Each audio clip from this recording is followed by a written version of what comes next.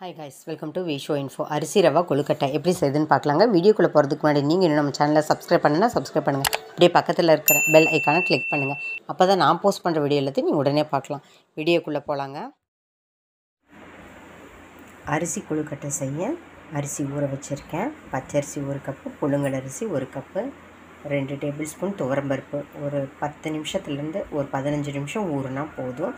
அதுக்கப்புறம் இதில் இருக்கிற தண்ணியை, இதில் ஏதாவது கல் மண் இருக்குது அப்படின்னா நம்ம நல்லா அரைச்சிட்டு தண்ணியை நல்லா வடிய விட்டுட்டு ஒரு 10 நிமிஷம் ஒரு காட்டன் டவலில் நம்ம போட்டு வச்சிட்டோம்னா, இப்போ அரிசி மாவில் அரைக்கிறதுக்கு நம்ம இப்படி தொட்டு பார்க்கும்போது, அரிசி இப்படி தொட்டு பார்க்கும்போது கையில் ஒட்டும், ஆனால் ஈரம் இருக்காதுன்னு சொல்லுவோம் பார்த்தீங்களா. அந்த பக்குவத்தில் நம்ம காஞ்சதுக்கப்புறம் மிக்சியில் நல்லா கோர்ஸாக அரைச்சி எடுத்துக்கணும்.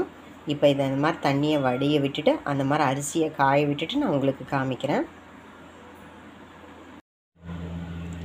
அரிசியில் இருக்கிற தண்ணியெல்லாம் எடுத்துட்டு, இதை தான் நான் சொன்னேன், ஈரம் இருக்கணும், ஆனால் நம்ம தொட்டு பார்த்தா கையில் ஒட்டக்கூடாது. அந்த மாதிரி நம்ம ரெடி பண்ணி வச்சுக்கணும். 1 கப்பு ரவாவுக்கு 3 கப்பு தண்ணி. இப்போ இதை நம்ம கோர்ஸாக ரவை மாதிரி அரைச்சிக்க போகிறோம். நான் 2 கப்பு எடுத்ததுனால 6 தண்ணி சேர்க்க போகிறேன்.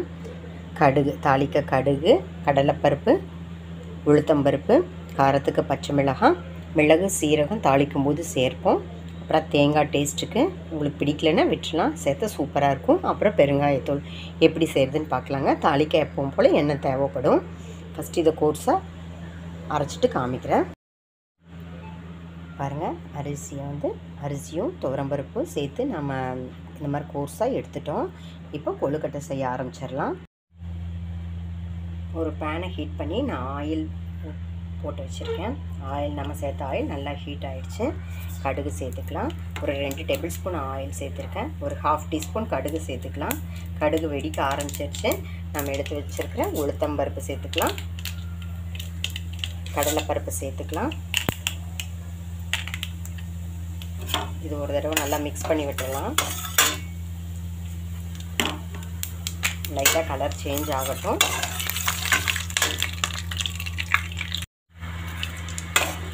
கடுகு, உளுத்தம்பருப்பு கலர் சேஞ்ச் ஆகிடுச்சு. பெருங்காயத்தூள் சேர்த்துக்கலாம் தேவையான அளவு.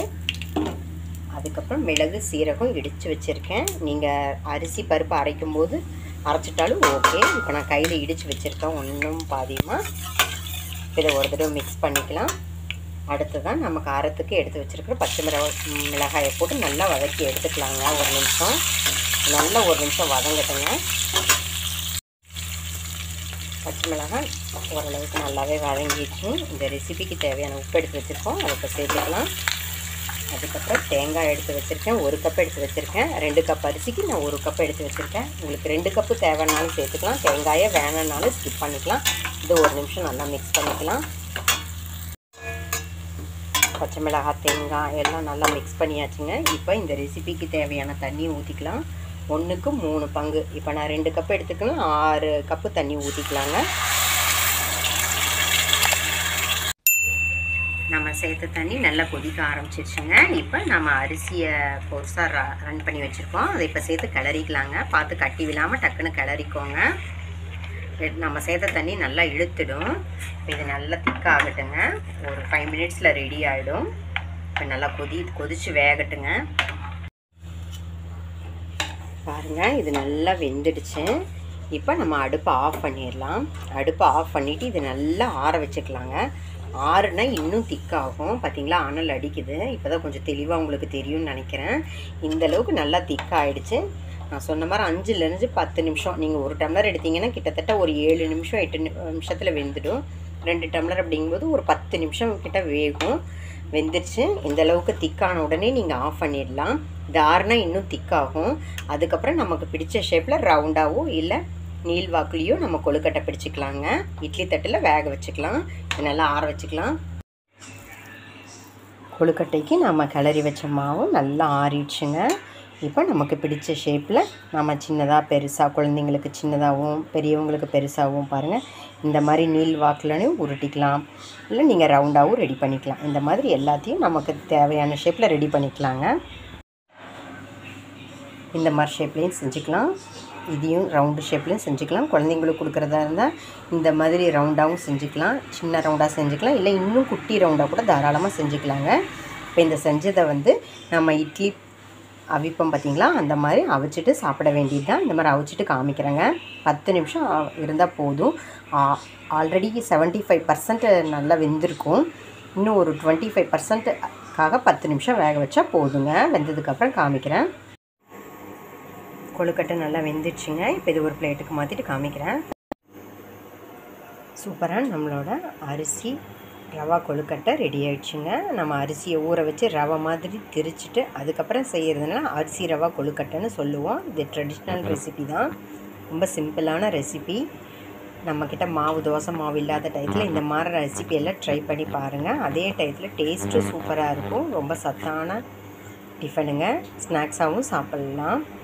நான் இப்போ எண்ணெய் தாளிக்கிறதுக்கு வந்து நான் ரெகுலர் குக்கிங் ஆயில் சேர்த்தேன். உங்களுக்கு விருப்பம் இருந்தால் தேங்காய் எண்ணெயில் சேர்த்து செஞ்சிங்கன்னா இன்னும் டேஸ்ட்டு சூப்பராகவே இருக்கும். ரொம்ப சூப்பராக இருக்கும். ட்ரை பண்ணி பாருங்கள். இதுக்கு இஞ்சி தொக்கு, மாங்காய் தொக்கு அந்த மாதிரி எல்லாமே நல்லாயிருக்கும். இல்லாட்டி இஞ்சி குழம்பு அந்த மாதிரிலாம் செஞ்சு சாப்பிட்லாம். சூப்பராக இருக்கும். பச்சரிசியில் மட்டுமே செய்யலாம், இல்லை புழுங்கல் அரிசியில் மட்டுமே செய்யலாம். அது சாப்பாட்டு புழுங்கல் அரிசி, இட்லி புழுங்கல் அரிசி எதில் வேணால், ரேஷன் அரிசி எதில் வேணால் செய்யலாம். இப்போ நான் பச்சரிசி புழுங்கல் அரிசி 2 சேர்த்து தான் செஞ்சேன். 2க்கும் ஒரே அளவு மாதிரி தான் தண்ணி சேர்த்தேன். 1 பங்கு அரிசி குருணைக்கு 3 பங்கு தண்ணி சேர்த்தா கரெக்டாக இருக்கும். ட்ரை பண்ணி பாருங்கள். குழந்தைங்களுக்கு சின்ன சின்னதாக செஞ்சு கொடுத்தீங்கன்னா அவங்க இன்ட்ரெஸ்ட்டாக சாப்பிடுவாங்க. சூப்பரான சத்தான ரெசிபி. ட்ரை பண்ணி பாருங்கள். என்னங்க இந்த ரெசிபி உங்களுக்கு பிடிச்சிருந்தா லைக் பண்ணுங்கள், ஷேர் பண்ணுங்கள், கமெண்ட் பண்ணுங்கள். ஞாபகமாக சப்ஸ்கிரைப் பண்ணுங்கள். ஓகே, பாய்.